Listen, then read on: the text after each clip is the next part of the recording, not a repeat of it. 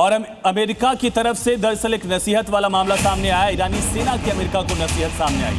US वाले अपने राष्ट्रपति को समझाओ, ईरान इजराइल के बीच में ना आए। ट्रंप इजराइल को एक दिन में घुटने पर ला देंगे, ये बड़ा दावा ईरान की तरफ से किया जा रहा है। डोनाल्ड ट्रंप की स्टेटमेंट के बाद जो खलबली है वो मची हुई है। दोनों देशों के बीच में वार्ता होनी थी, डील आगे बढ़ना था, लेकिन उससे पहले डोनाल्ड ट्रंप का स्टेटमेंट जिसने बैकफायर इस पूरे वार्ता में किया है।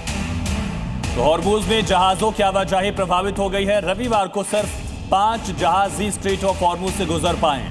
एक दिन पहले हॉर्मुज से 26 जहाज गुजरे। हॉर्मुज को ईरान ने बंद कर दिया है, ये बड़ी जानकारी इस समय मिल रही है। इससे पहले जब दोनों देशों के बीच में डील हुई थी, एमओयू पर सिग्नेचर्स हुए थे, उसके बाद स्ट्रेट ऑफ हॉर्मुज को खोला गया था, लेकिन जहाज की आवाजाही प्रभावित कर दी गई है। तो ट्रंप की धमकी की वजह से ईरान ने क्या डील रद्द कर दी? क्या ये धमकी ऐसा पहलू बन गया जिसकी वजह से दोनों पक्षों में एकता करार दिखी है? यूएस ईरान के बीच में 80 मिनट तक बातचीत हुई। वेंस का बयान, दोनों देश मिलकर के शांति के लिए काम करेंगे। ट्रंप पश्चिम एशिया की तस्वीर को बदल देना चाहते। जबकि दूसरी तरफ ट्रंप की वार्निंग सामने आई कि ईरान हिजबुल्लाह को तुरंत रोके, प्रॉक्सीज को रोके।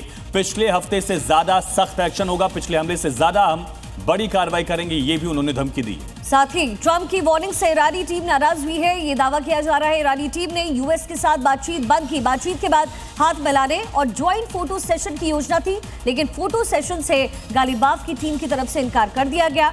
तो जो प्रॉक्सी ग्रुप है उसको खत्म करने की बात डोनाल्ड ट्रंप ने कही, लेकिन अपनी जो स्टेटमेंट्स है वो डोनाल्ड ट्रंप बदलते हुए नजर आ रहे हैं। डोनाल्ड ट्रंप की धमकी से भड़का ईरान, बातचीत छोड़ करके निकले ईरानी अधिकारी। अमेरिका ईरान में शांति वार्ता फ्लॉप हो गई है। वेंस के साथ फोटो सेशन से ईरानी डेलीगेशन ने साफ इनकार कर दिया है। अमेरिकी अधिकारी बोले कि दावा गलत है, ये बड़ी जानकारी इस समय मिल रही है। दोनों देशों के बीच में ये संयुक्त वार्ता होनी थी, लेकिन ट्रंप की धमकी से ईरान भड़क गया है और बातचीत छोड़ करके ही ईरानी अधिकारी वहां से निकल गए। अमेरिका और ईरान में जो शांति वार्ता है वो फ्लॉप होती हुई नजर आ रही है।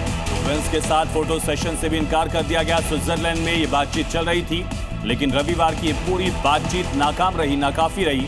और इसके बाद ये तस्वीरें आप देख रहे हैं, 4 देश एक टेबल पर बैठने की कोशिश कर रहे थे स्विट्जरलैंड में, लेकिन कोशिश नाकाम।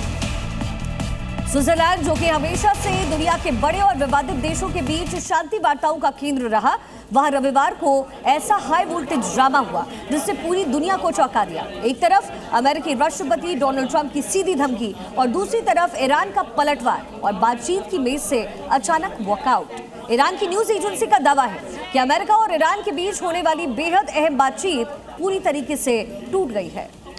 ईरानी डेलीगेशन अमेरिकी उपराष्ट्रपति जेडी वेंस के साथ फोटो खिंचाए बिना ही वेन्यू से बाहर निकल गया, लेकिन कहानी में ट्विस्ट तब आया जब अमेरिकी अधिकारियों ने इस पूरे दावे को खारिज करते हुए इसे गलत करार दे दिया। लेकिन तस्वीर यही नजर आई है कि ईरान और अमेरिका में बातचीत नहीं हो पाई। वही ईरान को ट्रंप की धमकी, ईरान तुरंत लेबनान को रोके, ये डोनाल्ड ट्रंप की तरफ से धमकाया गया। अगर ऐसा नहीं हुआ तो फिर से हमला करेंगे। पहले से भी जोरदार ये हमला होने जा रहा है, ये डोनाल्ड ट्रंप की तरफ से कहा गया, जिसके बाद ईरानी अधिकारी भड़के हुए नजर आए और डील को वहीं पर छोड़कर रवाना हो गए।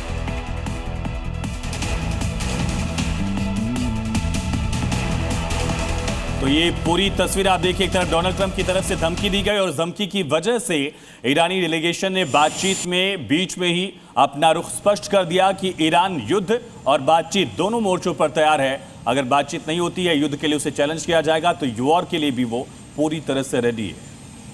ईरान की अमेरिका को 2 टूक लेबनान पर हमले रुके तभी वार्ता आगे बढ़ेगी, साफ कर दिया गया है ईरान की तरफ से। साथ ही हिजबुल्लाह के बीच जंग खत्म हो, इजराइल और हिजबुल्लाह के बीच जंग खत्म हो, ये भी ईरान ने कहा है। जेनेवा में 80 मिनट की जो वार्ता है वो लगभग फ्लॉप होती नजर आ रही है और अगली बातचीत की तारीख फिलहाल तय नहीं है। ऐसे में बड़ा सवाल ये है कि ये जो डील हुई थी 60 दिनों के लिए, क्या एक और दिन चल पाएगी?